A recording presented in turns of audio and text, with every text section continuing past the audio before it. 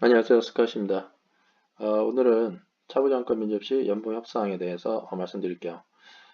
제 어떤 분께서 제 그 면접하는 스킬 방법에 대해서 보시고 감사하다고 글을 남기셨습니다. 일단은 면접 잘 보셨던 거 축하드리고요. 그래서 이제 이분께서 요청하신 게 이제 면접을 잘 보셔서 이제 최종 합격이 될 것 같은데 연봉 협상은 어떻게 됩니까? 이제 이런 내용이었습니다.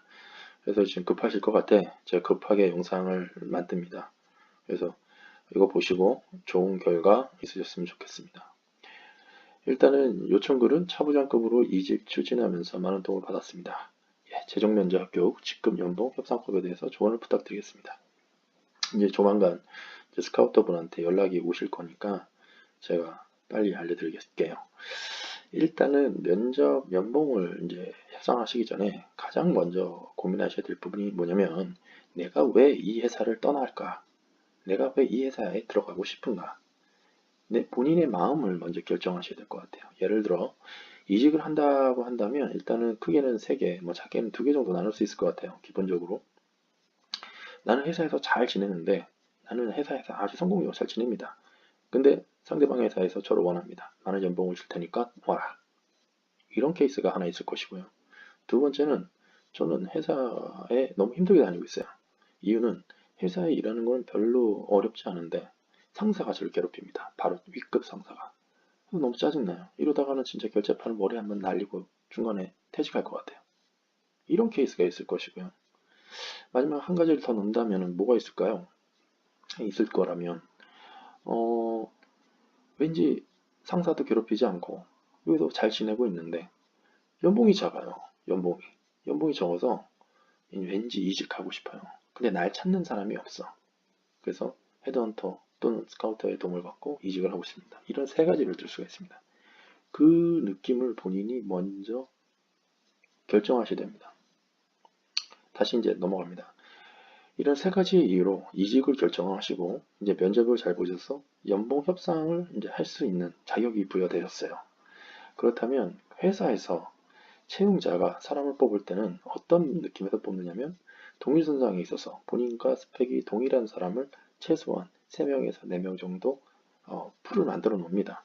그 중에서 본인이 서울대 나왔다고 해도 상대방 후보들도 연세대 최소한 서강대 아니면 서울대 카이스트까지는 다 준비가 해놓은 상태예요. 그러니까 지금 이 본인이 합격했다고 하셔도 우월하실 필요는 없어요. 지금 이 부분까지는 대리부터 차부장까지 똑같습니다.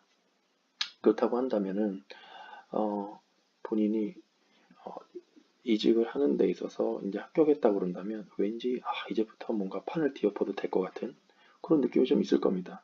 하지만 여기서 자기 당착에 빠지시면 안 돼요. 왜냐면 본인 밑에 대기하고 있는 후보자들도 만만치 않은 경력과 학력을 가지고 있는 분들이기 때문에 그냥 내가 너무나 셀프 에스팀 빠지게 되면은 그냥 거기서 여기까지 인연인 것 같습니다. 그동안 감사했습니다. 그냥 빠이빠이 할 가능성이 높아요. 그래서 본인도 최대한의 예의를 지키셔야 됩니다. 그렇다고 본다면 회사가 여러 가지 여러 명의 후보를 딱 만들어 놓은 다음에 인력풀을 만들어 놓은 다음에 가장 먼저 우선적으로 검토해야 될 게 지금 현재 연봉을 봅니다. 거기서 너무 연봉이 높으면 그 전에 스카우터들하고 먼저 얘기를 해봐요.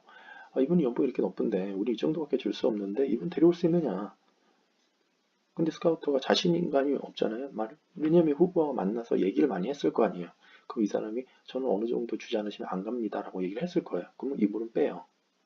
그러니까 이렇게 연봉이 높은 분들은 일단은 리젝트 선상에 높습니다. 그러면 본인이 선택된 이유는 경력이든 뭐든 만족스러우나 연봉이 그나마 저렴하기 때문에 붙은 거예요.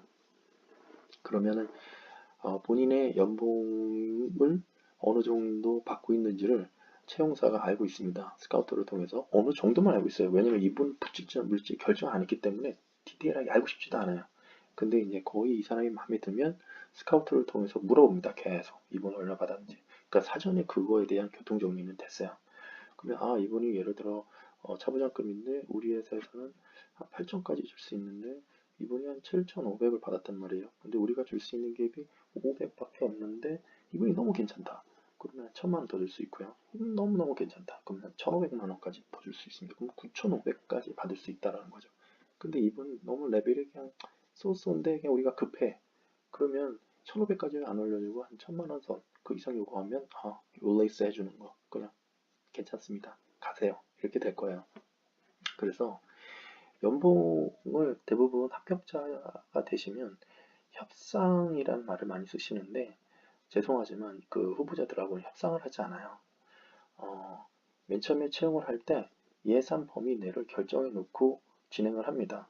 그러니까 대부분 외국계 같은 경우는요. 연봉을 약간은 당연히 세팅을 해놓지만 정해놓지 않아요. 왜냐하면 본인이 가지고 있는 예산을 오픈했을 경우에 그거 플러스 더 줘야 되는 상황이 생기기 때문에 그런 오해를 막고자 아예 얘기를 안 합니다. 하지만 본인이 합격이 되셨다고 한다면 연봉을 충분하게 줄 마음이 있어요. 그러니까 만약에 좀 괜찮은 회사 외국계 이상 되셨다면은 그냥 웬만하면은 본인이 예상한 것보다는 15% 이상은 될 겁니다. 그리고 이제 본인이 생각하기에 만약에 연봉이 조금 자기가 생각하기에 좀 작다라고 생각하시면 본인이 아까 제가 말씀드렸던 세 가지 있잖아요. 나는 잘 지내는데 다음 달에 승진도 할 것이고 내년에는 팀장이 될 것이거나 아니면 부장이 될 건데 구태여 이 정도 연봉 받고 싶지 않다. 가고 싶지 않다. 그럼 안 가시면 돼요. 그분은 가시면 안 돼요. 두 번째, 연봉은 뭐 한 10%만 오를 것 같은데 회사도 나쁘지 않고 근데 이 회사 다니면 위에 있는 상사가 너무 괴롭혀. 그분은요 사실 말해서 그냥 다른 거 다 필요 없습니다. 올해 지금보다 연봉 더 많죠. 그리고 지금 가면 본인이 팀장이거나 부장이 되죠. 나쁠 게 없어요. 그리고 0부터 다시 본인의 전투력을 가지고 있던 거를 포장해가지고 더 잘 만들 수 있는 기회를 만들어주기 때문에 좋은 어플튜니티가 될 거예요. 그래서 제 생각에는 그런 분이시라면 그냥 가세요. 그리고 조금만 더 잘하시면요. 연봉 그 다음에 또 올라가고 또 올라갑니다. 그리고 이제 맨 마지막에 나는 연봉 회사 레퍼런스가 너무 안 좋아요. 이 회사가 그냥 중소기업 정도인데 이 회사 지금 외국계로 갈 수 있거나 아니면 대기업 계열사 중에 좀 낮은 레벨이지만 대기업이에요. 그러시면 옮기시는 게 좋아요. 조금 주더라도. 왜냐면 지금 현재 있는 회사가 마음에 안 들고 레퍼런스가 좀 작고 중소기업이고 중견기업이고 그리고 세상이 많이 알려져 있지 않는 회사는 나중에 이직하려고 해도 힘들어요. 왜냐면 본인이 좀 좋은 회사 다니면요. 그 회사에서 그 좋은 회사가 본인의 능력으로 들어갔다고 생각하기 때문에 더 프리미엄 얹어줍니다. 그래서 지금 이 기회는 조금 연봉이 작을지라도 내가 지금 회사에 대한 레퍼런스나 그 다음 미래를 보고 싶다 그런다면 그냥 지금 현재 있는 부분에 대해서 이 회사를 다음에 이직할 때는 지금 외국계 회사에 많이 들어가시잖아요. 그럼 그 레퍼런스 가지고 그 다음 회사에서 더 많이 받으실 수 있어요. 그러니까 본인이 지금 안정적으로 잘 다니고 있다 그런다면 최대한 지르세요. 지금 1,500 해준다 그런다면 2,000까지 더 부르셔도 돼요. 안 되더라도 오케이 할 수도 있고요. 아니면 본인이 yes or no 결정하시면 되고. 두 번째, 상사가 괴롭히거나 너무 나를 힘들게 하는 부분이 많은 회사다. 그러시면 웬만하면 한 15% 주면 가시면 됩니다. 그리고 세 번째, 내 회사가 지금 현재 레퍼런스가 별로 안 좋은 회사고 레벨이 낮은 회사인데 레벨 업으로 가는 회사다. 그렇다면 연봉이 같거나 직급이 같더라도 가시는 게 좋아요. 그렇게 되면 회사 레퍼런스가 꼭 연봉에 반영이 되기 때문에 그 다음에 기회를 보시면 됩니다. 인생이 짧지 않습니다. 인생 깁니다. 앞으로 60까지 직장 생활 하신다면 지금 만약에 이제 차부장급으로 가셨으면 앞으로 10년을 이제 직장 생활 하셔야 되는데 그 10년 동안 많게는 5번 옮길 수도 있고요.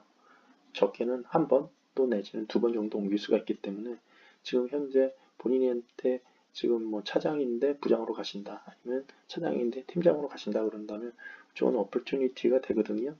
본인 능력을 발휘할 수 있는 기회도 있고요. 그리고 본인이 각오했던 그 전투력을 쉽게 다른 회사에 이직하면서 발휘할 수 있는 기회가 되기 때문에 꼭 연봉만 보고 가실 필요는 없어요.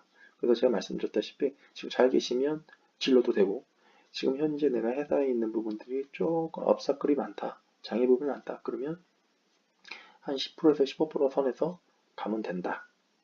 여기까지 알려드리겠습니다. 그러시면 이번 그 협상 잘 하셔서 좋은 결과 있으시길 바랄게요.